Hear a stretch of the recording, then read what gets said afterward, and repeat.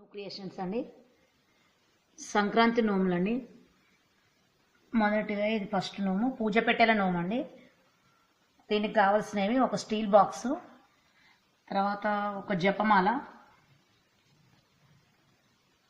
హారతి కర్పూరం ప్లేటు, గంధం గిన్నె, అద్దము, పూల పెట్టె, మాణిక్యము, అగరబత్తి స్టాండ్ అండి. తర్వాత పసుపు కుంకుమ డబ్బాలు, శివలింగము, తర్వాత పూజ గ్లాస్ అండి.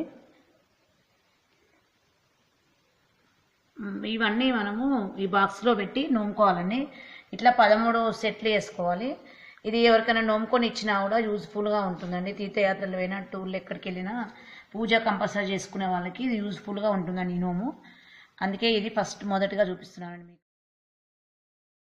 చిన్న సైజులో దొరుకుతున్నాయండి.